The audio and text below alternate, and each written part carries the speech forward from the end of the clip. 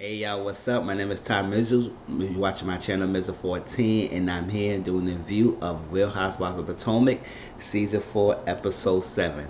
Alright, so this episode was nice. It had different people processing and healing and sharing their stories and making amends and stuff like that. Some little messiness was happening, but it was a nice episode. So majority of the episode was about Monique's rainbow party, which it was beautiful. It was very beautiful. It was very peaceful. It had a deep meaning. Rainbow party, if y'all don't know what a rainbow party is a basically a rainbow baby is a baby that's been born after a miscarriage. So it's like a celebration. It's like a life of a new life that happened after a tragedy that you went through, and you had this person growing after you just went through a whole miscarriage. It's like you lose hope, you lose purpose, but now you gave regaining again and celebrating. So that's what exactly what it is about. So by having that, so Ashley and Michael came. Then we had Candace and Chris came, and Kevin and Ray was there. Um, Giselle didn't go because her daughter was sick, and Robin didn't go because her son has a game. So a couple people canceled. So, but majority of the woman was there. Katie was not there, but Lady was there. So it was very nice. The mom, Monique's mother-in-law, Chris's mother, was there, and you know how she was like all through season with the exact episode. They kept replaying that same thing. How um, Shirley was trying to get Monique together and calling her a heifer and all that stuff. They keep replaying that, saying, oh, "I got the heifer straight. I got the heifer together. I got the heifer." I said, "Why you keep calling her that?" It's like that was crazy, but she was there and she was on her best behavior. She wasn't acting up. It was like when Chris introduced Ashley and Michael to the mother, he would try to shake her hand. She said, "Oh, I don't let anybody shake my hand. I ain't gonna shake my hand. Just do this, handshake, it's like that." And they talk a little bit, and they said, "Nah, I don't do drinking. It's like that. You don't drink alcohol." I said, "No, I don't drink alcohol. I drink Jesus." I said, "Oh, okay, Shirley." Check the Holy Ghost. So it's like, "All right, Shirley, we got you." But but overall, it was a nice feeling. Monique got on the mic and she talked about the purpose of the rainbow party and she read the definition of rainbow baby, and she just proud that she could be able to conceive and grow a life and have a new addition to their family. While at this time, Shirley got in the mic. She said she wanted to say something. So everybody's all nervous what she would say because we know that Monique and Shirley don't really have a good relationship.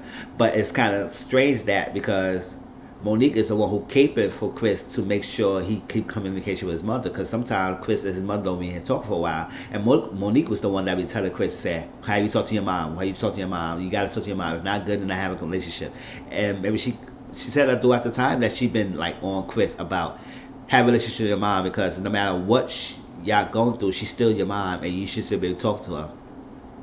So, um, but Monique, for whatever reason, Shirley don't like Monique for some kind of reason, and she be saying slick and crazy comments on the low towards Monique, and it's damaging. I said I cannot sit here and have an in-law talk about me on any type of way. I cannot accept that. I was like, you gonna love me or love me. If you don't like me, you don't like me. Let me around. But I will be respectful. But I'm not gonna sit there and be disrespected all the time by that. And so it's not. Especially when you're pregnant out, you don't want to go through all that craziness. And having another child in a way, and her third grandchild, it's like you don't give any reason why Monique will be any other thing but a good wife to your son. So that's what you should be grateful about. That she is a good wife to Chris, and Chris loves her dearly. So she got on the mic and she just basically did a public apology. She said she would apologize to Monique for saying what I said, and let her know that I love her. I love her dearly. I love this child that's coming to the world. I love my son. And we're just going to make it happen and make it good. God is great all the time. And they're going to do a good job. They're going to try to make a mess and work it out. So later on, they had to sit down and they talk. And Monique said, it just like, it was so hurtful that you be saying some things about me and stuff like that. And it was just damaging and hurtful to hear that you coming at me like that. And I don't want to disrespect you and stuff. And I just want to know we could get together and get good terms and just not beefing with each other. I don't want to keep beefing with my mother-in-law. And she said, you know how I am, and I talk this way, and I talk, and I would say you should do that, but you should just say that. Listen, this is my mom, and I should let her say whatever she wants to say, and do whatever she want to do because that's my mom. And Monique said that's not what you say. You cannot say whatever you want to say, especially if you're gonna hurt the person that you're talking about, especially if that person is married to your son. And Chris said, hold on, hold on, hold on, hold on. And it's not. It was going. It was getting too heated, but he got to shut it down. It's like, listen, because the mom was like trying to act like it's like, oh, I gonna say what I say. I have my right to my opinions. No, you have the right to. Yes, you have the right to your own opinions, but some people have the right not to hear it either. So keep it to yourself, and and not be disrespectful. What reason you had to come around and be disrespectful all the time you see Monique? So, but Chris said, listen, nah, calm down, man, because at the end of the day, with the times that you don't talk, Monique is one that vouching for you and be on your side. So we need to get together and just work it out and bond because I don't want y'all arguing. I want y'all to like each other. I love y'all both and let's build a family. So Shirley said, okay, we're cool. I know we go at each other a couple times, but we a family and we're gonna love each other and we're gonna be there and we're the bond. And Monique says she likes that and that's that. Now, during the party, Monique shared her story and she said about the miscarriage and she said it's uh, healing and sharing. So she gave the opportunity for somebody else to speak. Now before Ashley got in the mic, Michael and Ashley was talking, and Ashley, we all know that Ashley suffered miscarriage recently. She was pregnant with Michael, and she got suffered miscarriage. So Michael was seeing all of this, and he started getting very emotional about it. Like it just that he wished that was him and Ashley standing there having a joyous celebration, having a joyous encounter, and it just reminded us how the loss that we experienced, and we want to have that, and we want to get to that point where we could be happy and joy like that. It just remind them that the loss that they just had, and you had someone growing inside you, and we just lost them. So he got up, he was very emotional, he started crying and stuff like that. So when Ashley got on the mic, she started talking, and basically saying her little piece about how it is tough going through it. I know you're going through it. We had a little tit for tat that in the past, but I have a better understanding. And now when I went through it, it just made me feel like I need to push forward and move forward and have this thing. And seeing you being happy makes that want that for me. So she did a lot, but that was paraphrasing. Basically, she was saying that she want to have what Monique is having right now and be happy. And going through that loss did put her in perspective for things in her life and not take to granted and work on that. And that was that. So when she actually took upon herself, because Cameron was sitting there listening to her, and she was like, maybe Ashley, except for the loss, is what's changing her. And I see a different change on her. Right now we hopefully that it did change the humble Ashley. We know that Ashley has been a little bit humble this season so far, and not be too very judgmental, even though she does have some type of qualities in her that is maybe side-eyeing her. But her loss, yes, I appreciate her loss and everything and what's going through. And I hope that we know that Ashley and Michael are pregnant. Ashley is pregnant right now and they're expecting. And I think I saw recently that I think she mentioned the gender, it was a boy. I gotta look at it again, but I think she mentioned that it was a boy. So I was like, congratulations to them too. But to see the progress and the journey of them getting towards that point is it's gonna be eye opening and watch it. It might probably be emotional because no matter what Ashley is, no woman want to go through it, and nobody want to sit there and have a experience a woman going through a miscarriage, because that loss, it could be very emotional damaging to a woman and also to the man who's with that, who especially was expecting to have a kid with you. So um, Ashley and Michael went to acupuncture, a doctor, and basically did some techniques to help her flow her uterus and stuff like that, open it up so she be able to conceive, because she was concerned that she had 2 miscarriages.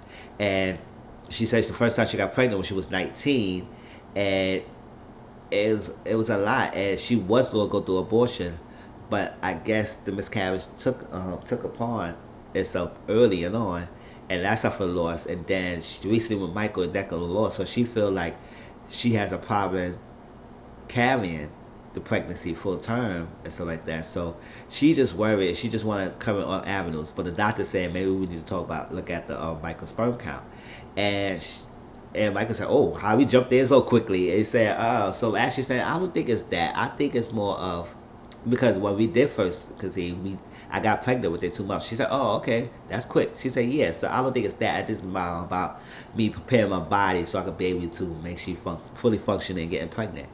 As that, and they did the technique and stuff. At this time, I guess Ashley has a hard heart, so she went there with Monique and she talked to Monique a little bit, and they had discussing this. And Ashley said that she glad that her Monique is getting the better terms, and not beefing and arguing with each other because Ashley did Monique wrong last season, and now it's like because Ashley suffered a loss, now she had a better understanding how Monique was going through. So she changing her ways, and her and Monique is starting to come good terms again. I like, and now it's shifting because now Candace started coming out the loop, and she's not in a good group with getting into terms with Ashley and Monique as much that she supposed to be. They're supposed to be a little cliquish and bonding, but it's not happening. So that was that. So Ashley had to sit down with Karen and told Karen and say, "Listen, I know we went through a lot last year. We went through craziness together, but I want to get some of the bonding, and I just want us to just have a sit down. Will be between me and you have a bonding between me and you, with no other ladies around, just me and you." So Karen said, "Just you and I together by yourself, nobody else around." Oh, okay. We're gonna think about that, and it's gonna take me time, but I'm open to that because they can't even say the confessional side she feel like that because Ashley suffered a loss and I suffer a loss too. That loss is what could be the bonding factor, contributing factor for us to get together and rebuild again and build a friendship again. And I was that. So later on, Karen and Ashley went to a intuitive healing spot, and she also psych medium. I said, "Damn, everybody's gonna be a psych medium intuitive." So she was there. It was like healing that, and at first Karen was not too open to the thing. She was very little skeptical about things because they would say hugging. People don't be breathing when they're hugging, so when they say hug, you gotta breathe a little too long. I said, just hug and let it go. And Karen said, hug the lady, and she said, "Oh, let me go." In the confession, I said, So they sat down in a thing, and they have a stones. It's like supposed to aroma, supposed to be grounded to help you with your healing process and stuff like that. And they sat down, and then they said she's gonna touch different chakras in the body and see to feel the energy and just go from there. So she was feeling Karen diaphragm and chest and stuff, and she said you have in your heart, and you don't have to be strong forever. And she said, "Oh, I know, I can be, I know," it's like that. And I was like, "Oh my God, Karen." Until she said, "Okay, I know this, and you don't know," and but she said it's not only that, but she said not only I'm intuitive, I'm a psych medium, and then I say your dad is saying everything's all right. You got this. You got this. It's like that. And to the mention of dad and stuff, Karen just started breaking down, just crying, and then he said he's here. He's in my ear. He's right here, and he's saying that you got this. You go along. You're strong.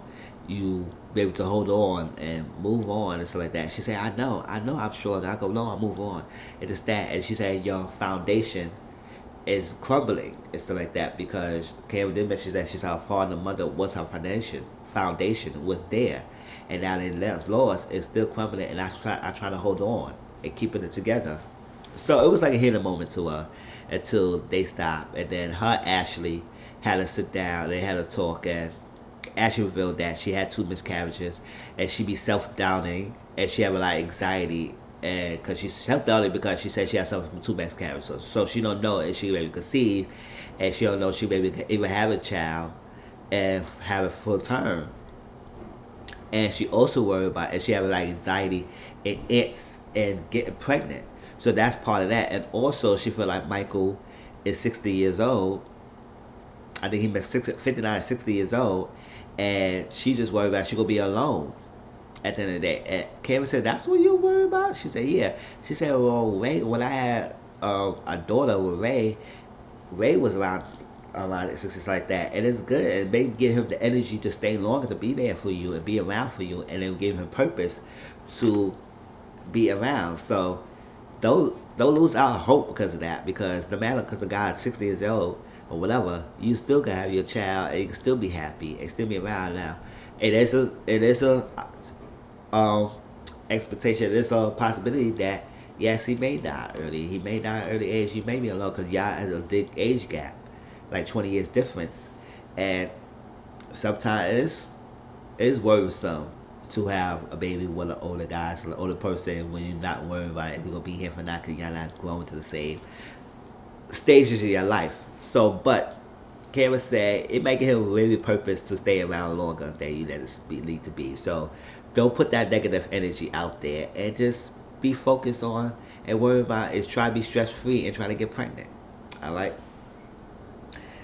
All right. So Candace says she will give Ashley her space. She knows that Ashley's going through some things, even though she think Ashley's still full of bull.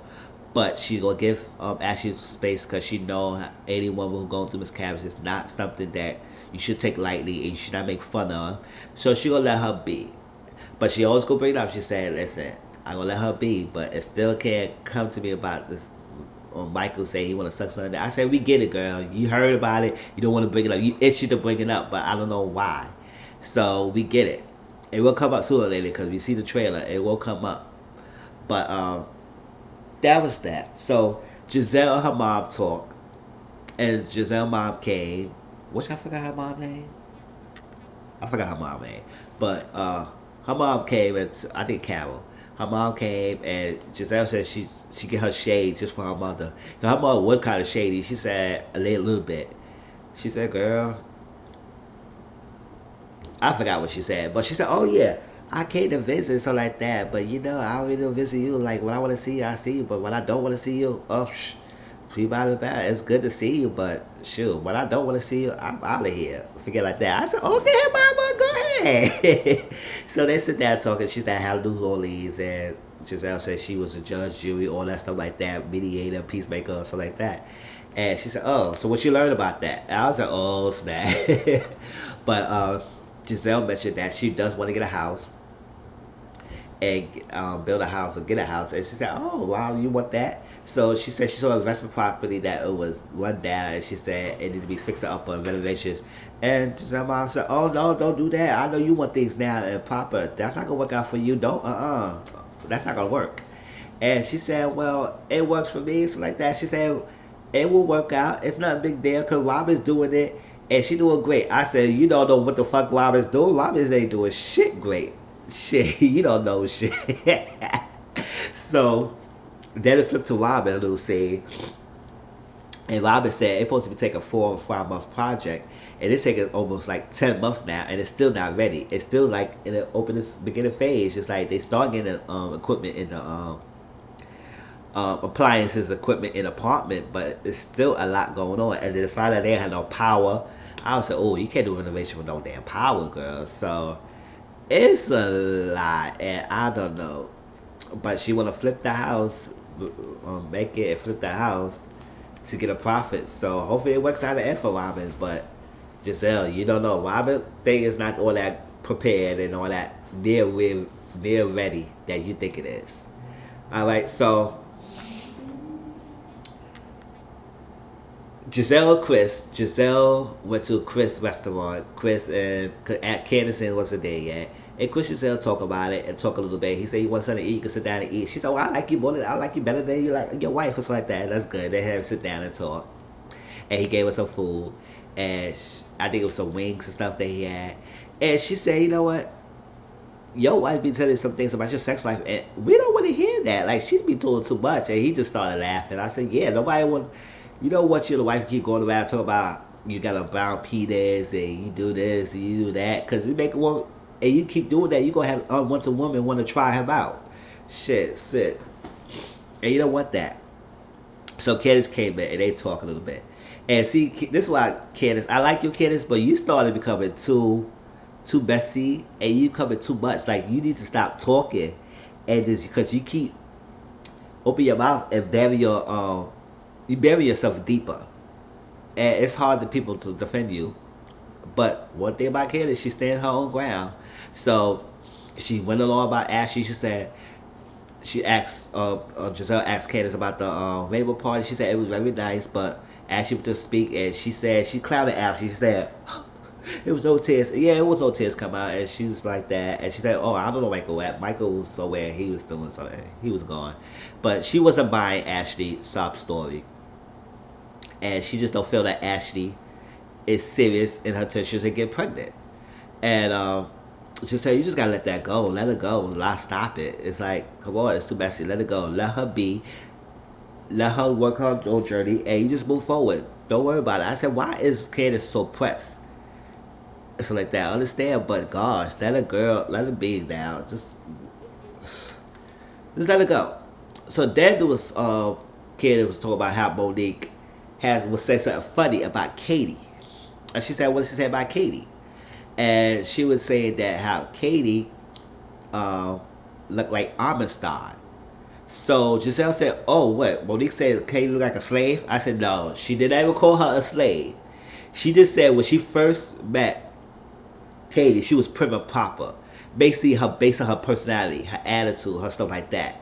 She was prim and proper. She wasn't really talking about her looks. She just said she was prim and proper. She was so put together, so poised, it's like that. That was what she came across. And now she met Katie now. Katie is more a free spirit, like Amistad. She didn't say that she looked like Amistad. She didn't say she looked like a slave. So I don't know where that freaking misinterpretation, misunderstanding came from. Like, and Candace present the freaking information wrong because she said she met her and she replayed the tape, replayed the tap or thing back, and it's like she said, "Oh well, we had a hairband, we had dinner, we had head wraps, and we was okay, and we was not more slaves." So Katie Ware, is she a slave? No, that's not what Monique said. Monique said she looks like she free as spirit. She a free spirit, loosely like Amistad. Basically, she's not prim and poised like she was when she first met Katie. Katie's like a free spirit now. She's all over the place. That's what she's saying. So I said, "Oh, Candace." So Candace like, she said to her, she said, "Oh, that's not right. That's not misunderstanding. We can't have that. We gotta check that." And Candace said, "Oh no, I wish I should have not said anything." I said, "You right. You should have said shit. You should have said that." I don't know why it would feel for you to bring it to Giselle about what you and Monique said that you thought was fair. She said, "I don't think I laughed, but you presented it wrong." Now you thinking you have a Giselle thinking that Monique is calling Katie a slave, and now that you know Giselle gonna bring that up. So it was like, oh my gosh. So you should say shit, girl. But that was the episode of Housewives of Potomac. They showed throughout this episode, they were showing the clips of season of what's gonna be happening, and it seemed like gonna be more drama going on. The Michael's that little Michael case thing that we surfaced on the internet about his sexual assault or whatever on our cameraman is going to surface, and Dick Sucker comment going to surface, stuff like that. Robin saying about one little kid. I don't know why I want one little kid. So we're going to see about that, and Giselle and Karen is still going to go at it. So we'll see. And it seems like Candace is getting odds with Monique, and also be odds with Ashley again. So we'll see. It seems like it's gonna be another trip as well, and I can't wait. So I see you all next week for Real Housewives of Potomac. Please like, comment, subscribe to my channel if you're new to it. I appreciate everyone who has subscribed so far. I love the support, and stay with me, and you will continue to get more content. All right, peace.